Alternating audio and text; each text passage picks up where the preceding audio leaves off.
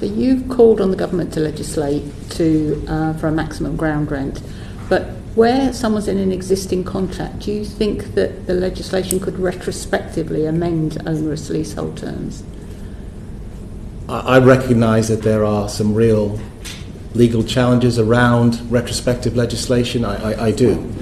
However, in our submission to you, which I hope you found helpful, we did talk about examples where government has not quite the same set of circumstances, but they have intervened where perhaps a public purchase of property or using a public scheme, in that case the right to buy, but in this case perhaps help to buy, is an example of a public acquisition scheme where the government has intervened.